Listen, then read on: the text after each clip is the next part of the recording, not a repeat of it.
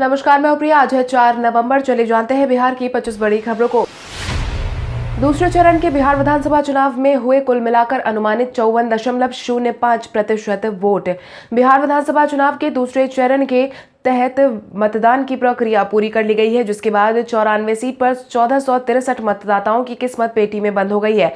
वहीं बीते दिन किए गए अनुमानित मतदान की बात करें तो पश्चिम चंपारण में 55.99%, पूर्वी चंपारण में 56.75%, शिवहर में 56.04%, सीतामढ़ी में 57.47, मधुबनी में 52.67, दरभंगा में 54.15, मुजफ्फरपुर में 59.98, गोपालगंज में 55.09, सिवान में 51.88, सारण में 54.15, वैशाली में 51.93, समस्तीपुर में 56.02, बेगूसराय में 58.67, खगड़िया में 56.10, भागलपुर में 54.54, नालंदा में 51.06, वहीं राजधानी पटना में 48.23% मतदान हुए।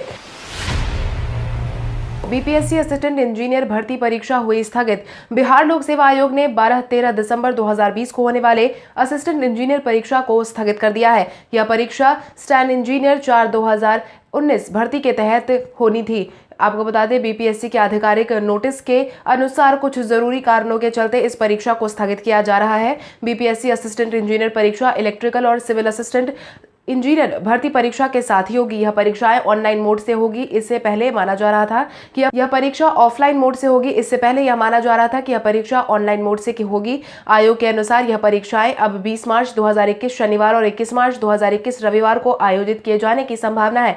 सभी परीक्षार्थी बीपीएससी की आधिकारिक वेबसाइट www.bpsc.bih.nic.in पर जाकर सारी जानकारी ले सकते हैं।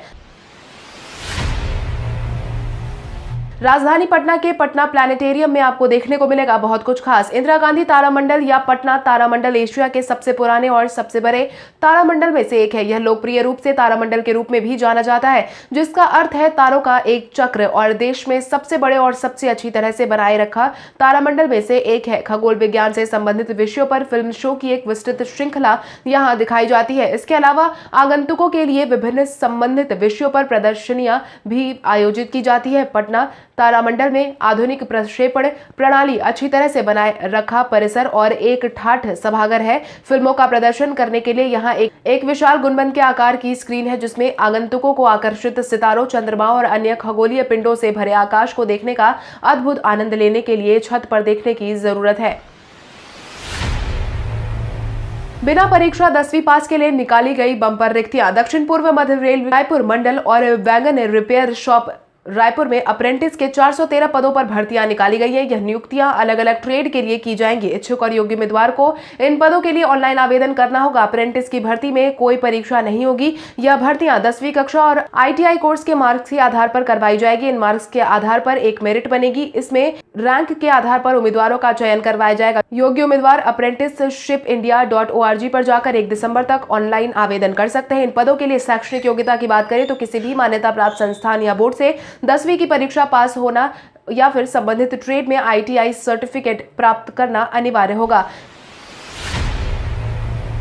बिहार में कोरोना प्रभावितों की संख्या पहुंची 2,18,000 के पार। बिहार में कोविड-19 प्रभावितों की संख्या में गिरावट देखने को मिल रही है। स्वास्थ्य मंत्रालय की तरफ से साझा की गई जानकारी के अनुसार बीते दिन के पिछले 24 घंटे में 846 लोग पॉजिटिव पाए गए हैं, जिसके बाद प्रभावितों की संख्या बढ़कर 2,18,964 पर पहुंच गई है। वहीं प्रभावित जिलों की संख्या की बात करें तो अररिया में 75, अरवल में 6, औरंगाबाद में 18, बांका में 11, बेगूसराय में 14, भागलपुर में 31, भोजपुर में 9, बक्सर में 8, दरभंगा में 5, पूर्वी चंपारण में 14, गया में 24, गोपालगंज में 9, जमुई में 14, जहानाबाद में 27, कैमूर में 2, खगड़िया में 1, किशनगंज में 9, लखीसराय में 7, मधेपुरा में 16, मधुबनी में 12, मुंगेर में 8, मुजफ्फरपुर में 35, नालंदा में 51, नवादा में 25, पटना में 203, पूर्णिया में 46, रोहतास में 13, सहरसा में 76, समस्तीपुर में 13, सारण में 17, शेखपुरा में 10, शिवहर में 4, सीतामढ़ी में 4, सिवान में 3, सुपौल में 7, वैशाली में 7, पश्चिम चंपारण में 8 मामले सामने आए हैं। वहीं एक्टिव मरीजों की बात करें तो 7,882 है।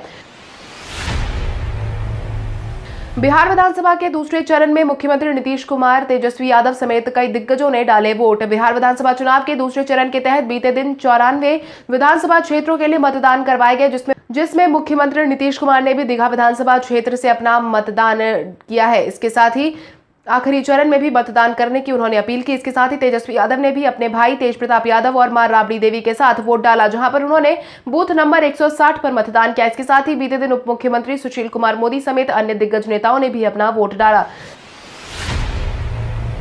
स्टेनोग्राफर भर्ती परीक्षा 2019 का रिजल्ट हुआ जारी। बिहार कर्मचारी चयन आयोग ने स्टेनोग्राफर भर्ती परीक्षा 2019 का रिजल्ट जारी कर दिया है। इसलिए यह परीक्षा में कुल मिलाकर 1605 अभ्यर्थियों ने सफलता पाई है। सफल अभ्यर्थियों को परीक्षा के अगले राउंड में स्किल टेस्ट देना होगा। इसके सफल होने पर ही उनको चयनित समझा जाएगा। अभ्यर्थियों की सुविधा के लिए रिजल्ट देख ले और उसको जानने के लिए लिंक भी साझा की गई है, जिसके बाद स्टेनोग्राफर भर्ती परीक्षा 2019 का रिजल्ट आयोग की आधिकारिक वेबसाइट पर bssc.bih.nic.in पर देखा जा सकता है। इस परीक्षा में शामिल अभ्यर्थी इस वेबसाइट पर विजिट करके नाम, रोल नंबर आदि डिटेल्स भरकर अपना रिजल्ट आसानी से चेक कर सकते हैं। आज बिहारी पहचान में हम बात करेंगे श्रुति झा की। श्रुति झा एक भारतीय अभिनेत्री है। इनका जन्म बेगूसराय नामक स्थान पर हुआ था। इन्होंने 2006 में एक धारावाहिक धूम मचाओ धूम में अपना अभिनय की शुरुआत की थी, जिसमें वो मालिनी शर्मा का किरदार निभा रही थी। उन्होंने स्कूल की पढ़ाई लक्ष्मण पब्लिक स्कूल से पूरी की। श्रुति वेंकटेश्वर कॉलेज नई दिल्ली से कला स्नातक स्तर की पढ़ाई कर चुकी है। वहीं अब तक उन्होंने धूम मचाओ धूम के अलावा जिया जरे, ज्योति, शौर्य और सुहानी, रक्त संबंध, दिल से दी दुआ, सौभाग्यवती भव, बालिका वधू और वर्तमान में कुमकुम भाग्य और कुंडली भाग्य में काम कर रही है। दूसरे चरण की वोटिंग के दिन गरजे प्रधानमंत्री मोदी। बिहार विधानसभा चुनाव के दूसरे चरण की वोटिंग की प्रक्रिया बीते दिन करवा दी गई है। वहीं बीते दिन प्रधानमंत्री नरेंद्र मोदी ने भी 2 जनसभाओं का संबोधन किया, जहां उन्होंने एनडीए के पक्ष में वोट डालने की मांग की। साथ ही उन्होंने जंगल राज लाने वालों से सतर्क रहने की भी अपील की है। उन्होंने महागठबंधन पर निशाना साधते हुए कहा कि बिहार में जंगल राज लाने वालों को भारत माता की जय और जय श्री राम से दिक्कत है। प्रदेश के लोगों को इससे सतर्क रहना चाहिए और इन्हें मुंहतोड़ जवाब देना चाहिए। आपको बता दें, सहरसा में आयोजित चुनावी रैली को संबोधित करते हुए प्रधानमंत्री नरेंद्र मोदी ने उक्त बातें कही। इतना ही नहीं, उन्होंने यह भी कहा कि विपक्ष चाहता है कि यहां लोग जय श्री राम भी ना बोले। यह लोग सिर्फ अपने परिवार के लिए ही जीना चाहते हैं। इसके साथ ही उन्होंने डबल डबल युवराज को नकार, फिर बनेगी एनडीए की सरकार का भी नारा दिया है। अपनी रैली में राहुल गांधी ने प्रधानमंत्री मोदी और मुख्यमंत्री नीतीश कुमार पर साधा निशाना। बीते दिन 2 वरिष्ठ पार्टी के वरिष्ठ नेताओं ने चुनावी जनसभा को संबोधित किया, जिसमें एक प्रधानमंत्री नरेंद्र मोदी तो दूसरे राहुल गांधी थे। इसी क्रम में राहुल गांधी भी बीते दिन कटिहार के बाद किशनगंज में जनसभा को संबोधित करने पहुंचे थे, जहां राहुल गांधी ने मोदी सरकार और मुख्यमंत्री नीतीश कुमार पर जमकर निशाना साधा, जिसके तहत उन्होंने कहा कि नीतीश जी और मोदी जी ने मिलकर बिहार को लूटा है, बिहार के किसान, मजदूर, छोटे दुकानदार को नष्ट किया है। जिसके बाद बिहार के युवाओं और किसानों ने मन बना लिया है कि महागठबंधन को चुनाव जिताना है और बिहार को बदलने का काम शुरू करना है। हमने कहा कि छत्तीसगढ़ की सरकार सीधे किसान के खाते में पैसे डाल चुकी है और बिहार की सरकार किसानों से पैसा छीन लेती है। प्रधानमंत्री मोदी ने नया कृषि बिल लाया है जो किसानों के हित में नहीं है। यह बिल मोदी जी के कुछ मित्रों के लिए ही है।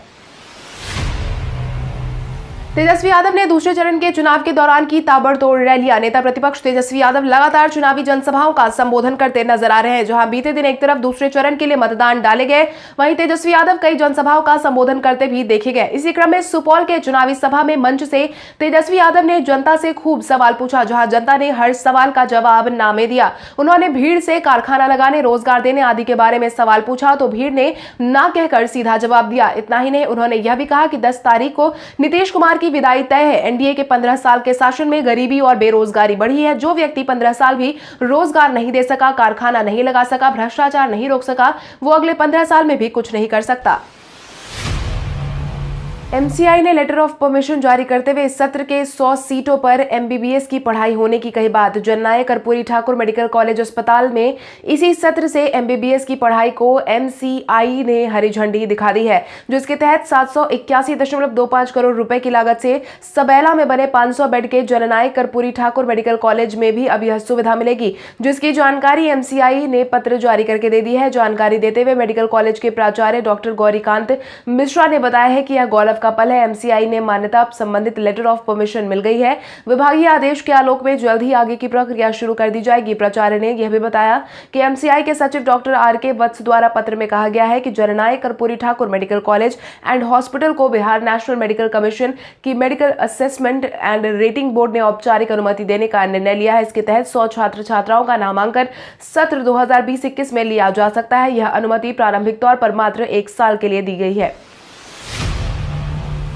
कोविड-19 प्रभावित के पोलिंग बूथ पर जाकर वोट देने को हुई सराहना। लोकतंत्र के महापर्व में हिस्सा बनने जदयू सांसद सुनील कुमार पिंटू का जज्बा सुर्खियां बटोर रहा है। जदयू सांसद सुनील कुमार पिंटू कोविड-19 पॉजिटिव पाए गए थे, जिसके बाद भी वो मतदान केंद्र तक अपने मताधिकार का इस्तेमाल करने पहुंचे थे।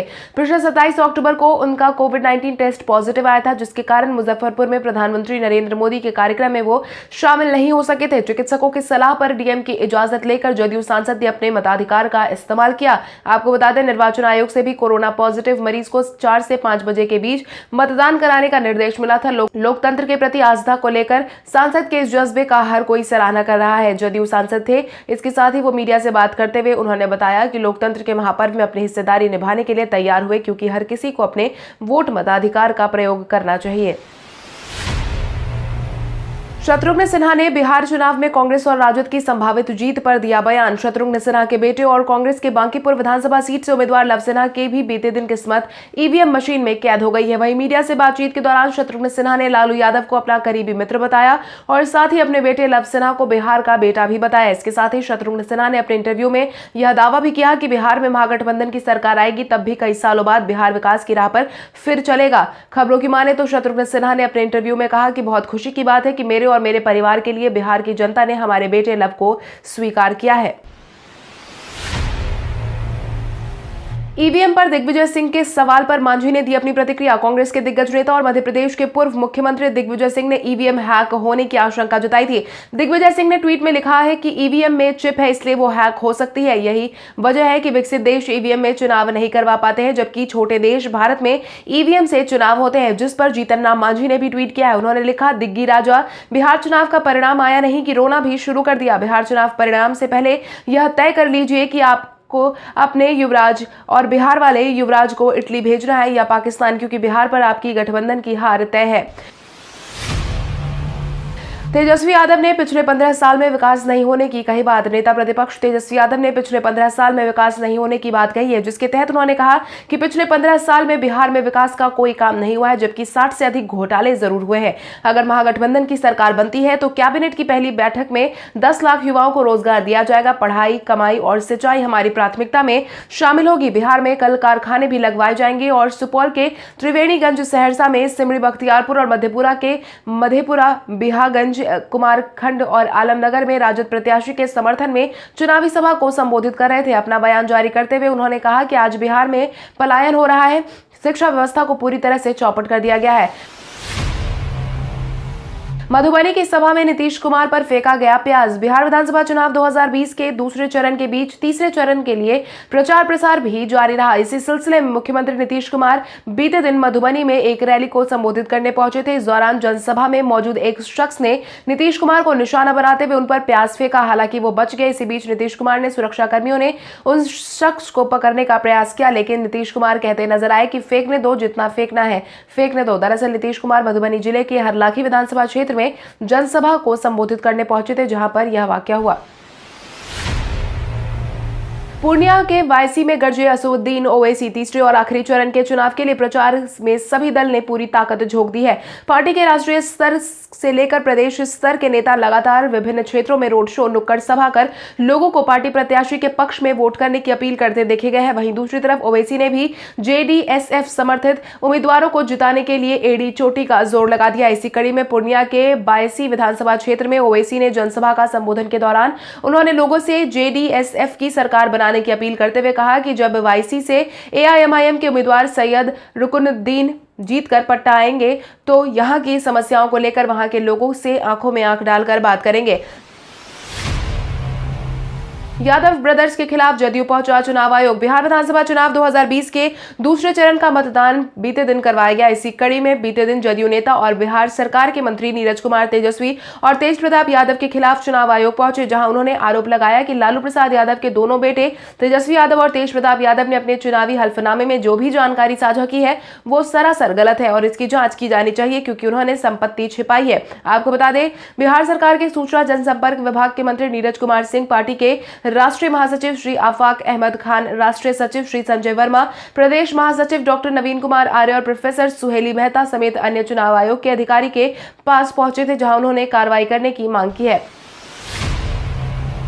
पप्पू यादव ने नीतीश और तेजस्वी को लिया निशाने पर। जन अधिकार पार्टी के राष्ट्रीय अध्यक्ष पप्पू यादव ने बीते दिन तेजस्वी यादव और नीतीश कुमार पर निशाना साधा है, जिसके तहत उन्होंने कहा कि जो नेता आज हेलीकॉप्टर में बैठे वोट मांगने आ रहे हैं वो लॉकडाउन में कहां थे। बंदी के दौरान तो देश की गरीबी जनता से सरकार और विपक्ष दोनों ने मुंह फेर लिया था। किसी को देहाती मजदूर और रिक्शा ठेला चालकों की चिंता नहीं हुई। उस विपरीत परिस्थिति में मैं और मेरी पार्टी के कार्यकर्ता जरूरतमंदों की सेवा में लगे हुए थे। हमने घर घर जाकर राहत सामग्री पहुंचाई। हम सेवादार हैं और हमेशा जनता की सेवा में लगे रहते हैं। प्रगतिशील लोकतांत्रिक गठबंधन के संयोजक पप्पू यादव ने अपनी प्रतिज्ञा यात्रा के दौरान किशनगंज, कटिहार, सुपौल, पूर्णिया, दरभंगा में जनसभा में उक्त बातें कही। इतना ही नहीं, उन्होंने सरकार बनने पर चीनी मिलों को दोबारा से खोलने का भी वादा किया। नीतीश कुमार पर प्याज फेंकने वाली घटना की चिराग पासवान ने की निंदा। मधुबनी के हरलाखी विधानसभा क्षेत्र में बीते दिन मुख्यमंत्री नीतीश कुमार पर एक शख्स ने प्याज फेंका था, जिसके बाद अफरा तफरी का माहौल शुरू हो गया। वहीं इस पूरे मामले पर चिराग पासवान ने निंदा की है। लोजपा नेता चिराग पासवान ने कहा कि नीतीश कुमार पर प्याज फेंकना गलत है। इस तरह की घटना नहीं होनी चाहिए। लोगों में नीतीश कुमार के प्रति बहुत गुस्सा है, लेकिन आक्रोश व्यक्त करने का सबसे अच्छा तरीका मतदान है। इस तरह की घटना कहीं भी उचित नहीं है। यह आक्रोश को नीतीश कुमार पहले समझते तो यह नौबत नहीं आती। दिक्कत यह है कि नीतीश कुमार किसी की सुनते नहीं है। वहीं चिराग पासवान ने नीतीश के फिर से मुख्यमंत्री बनने की बात पर कहा कि आप एक बात लिख लीजिए कि नीतीश कुमार मुख्यमंत्री नहीं बनने वाले हैं। दूसरे चरण के चुनाव के बाद निर्वाचन पदाधिकारी ने की प्रेस कॉन्फ्रेंस। बिहार के मुख्य निर्वाचन पदाधिकारी HR श्रीनिवासन ने दूसरे चरण के मतदान पूरा होने के बाद प्रेस कॉन्फ्रेंस का आयोजन करवाया था, जिसमें उन्होंने कहा कि ग्रामीण इलाकों में मतदाता में उत्साह देखने को मिला। साथ ही साथ मतदाताओं ने भाग भी लिया। इसके साथ ही हर एक मतदान केंद्र पर पैरामिलिट्री फोर्स की तैनाती भी की गई थी। इस चरण में 219 उपचार संहिता उल्लंघन के मामले दर्ज किए गए हैं। हालांकि उन्होंने यह भी बताया कि दूसरे चरण में बहुत कम EVM खराब होने की शिकायत सामने आई है, जिसके तहत चुनाव को सफलतापूर्वक पूरा करवाया गया है। आपकी जानकारी के लिए आपको बता दें, 17 जिलों की 94 सीटों पर बीते दिन मतदान की प्रक्रिया पूरी करवा ली गई है, जहां पर कुल मिलाकर 1463 उम्मीदवारों की किस्मत का फैसला EVM में बंद हो गया है। रोहित शर्मा के ऑस्ट्रेलियाई दौरे पर बोले सौरव गांगुली। UAE में हो रहे IPL अब अपने अंतिम पड़ाव में पहुंच चुका है, जिसके बाद टूर्नामेंट के प्लेऑफ मुकाबले खेले जाएंगे। IPL का आखिरी मुकाबला 10 नवंबर को खेला जाएगा और इसके बाद टीम इंडिया ऑस्ट्रेलिया के दौरे पर जाने वाली है। इस दौरे की शुरुआत 27 नवंबर से होने वाली है। वहीं इसी बीच BCCI ने चोट के चलते टीम के उपकप्तान और सलामी बल्लेबाज रोहित शर्मा को नहीं चुना है। हालांकि ऑस्ट्रेलियाई दौरे पर क्रिकेट कंट्रोल बोर्ड के अध्यक्ष और पूर्व कप्तान सौरव गांगुली ने अपनी राय रखी है, जिसके तहत उन्होंने कहा कि हम रोहित शर्मा की चोट की निगरानी कर रहे हैं। रोहित के लिए हम चाहते हैं कि वो ऑस्ट्रेलिया दौरे के लिए फिट हो। अगर वो फिट है तो मुझे यकीन है कि चयनकर्ता उनकी स्थिति पर फिर से विचार करेंगे। रोहित शर्मा IPL में किंग्स 11 पंजाब के खिलाफ डबल सुपर ओवर मैच के बाद नहीं खेले। इस मैच के बाद उनकी हैमस्ट्रिंग की चोट उभर कर सामने आ गई। व्हाट्सएप चैटिंग अब अपने आप होगी गायब। ऑनलाइन मैसेजिंग ऐप व्हाट्सएप पर एक और दिलचस्प फीचर जुड़ गया है। इस फीचर की मदद से कोई भी अपनी चैटिंग को आसानी से गायब कर सकता है। साझा की गई रिपोर्ट के अनुसार यह फीचर वर्तमान के डिलीट फॉर एवरीवन के फीचर से बिल्कुल अलग होने वाला है। कंपनी ने के बारे में बताते हुए व्हाट्सएप का यह नया फीचर जल्द ही आपको देखने को मिल जाएगा। इस नए फीचर का नाम डिसअपीयरिंग मैसेज होगा। इस फीचर की खास बात यह होगी कि गायब होने वाले चैटिंग का कोई निशान नहीं छूटेगा। जैसा कि मैसेज डिलीट करने पर सामने वाले को पता चल जाता है, मगर डिसअपीयरिंग मैसेज में ऐसा नहीं हो पाएगा। इसके साथ ही डिसअपीयरिंग मैसेज फीचर ऑन करने के बाद कोई भी चैटिंग 7 दिन बाद अपने आप ही डिलीट हो जाएगी। अब आइए जानते हैं सराफा बाजार और पेट्रोल डीजल के क्या थे भाव। अगर हम सराफा बाजार की बात करें तो सोने का भाव 3 नवंबर को 22 कैरेट के लिए प्रति 10 ग्राम 49,950 रुपए था।